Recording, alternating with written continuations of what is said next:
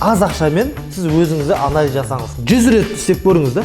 Лезде бола қоймай, қазір коронавирус, ол нәрсе нормально. Яғни сіз ешқашан идеалды уақыт болмайды.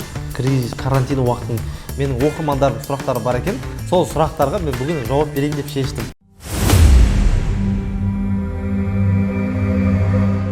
Достар, баршаңызға сәлем. Бүгінгі видеода көпшілік сұрап жүрген идея таңдадым, бизнес таңдадым. Сол бизнес идеядан аз ақшамен көбірек табыс тапсам деген менің оқырмандарым сұрақтары бар екен. Сол сұрақтарға мен бүгін жауап берейін деп шештім.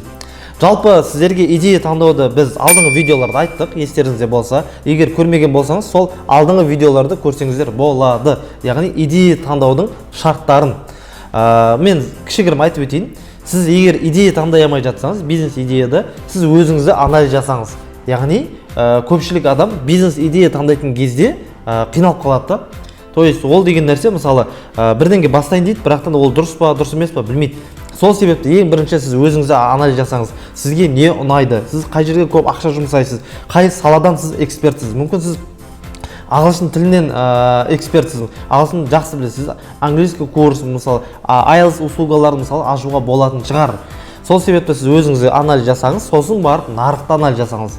Мен ойлаймын, жалпы осы кәсіпкерге екі қасиет керек деп. Ең бірінші қасиет ол өте үлкен жауапкершілік. Яғни кәсіпкер деген адам жауапкершілігі болу керек бірінші.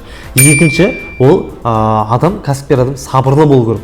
Яғни сіз кәсіп бастайтын кезде лезде бола қоймайды. Яғни сразу болмайды. Сіз оны үйреніңіз. Ол нәрсе нормально. Мен мысалы кезінде кәсіп бастайтын кезде, бір кәсіп бастаған кезде болмай қалса, мен ойлайтын, мен кәсіпкер болуға туылмаған шығар деп. Қараңыздар, көптеген кәсіпкерлер, мысалы ол Apple компанияның басшысы болсын, Microsoft компанияның басшысы болсын, сразу бәрі бай болып кеткен жоқ. Сразу барлық кәсіпкер болып кеткен жоқ. Ол нәрсеге сіз бизнесмен адам деген нәрсе, мысалы 100 рет істеп көріңіз да, 101-ші рет болуы мүмкін. Түсінікті ма? Яғни сіз қайта көре беру.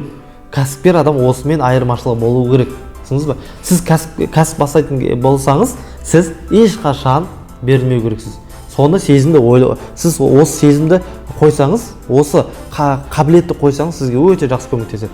Ешқашан идеалды уақыт болмайды.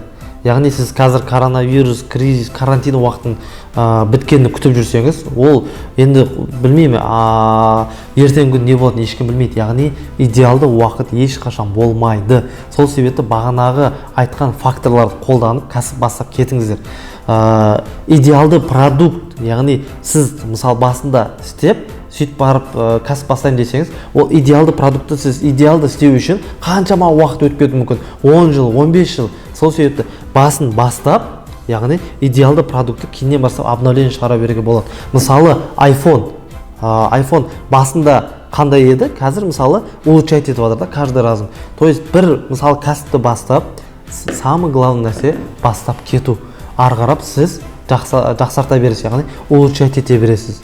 Сол себепті, достар, мен сіздерге кәсіпті бастауды сәттілік тілеймін. Кәсіпті бастап сол қиыншылығымен көріңіздер.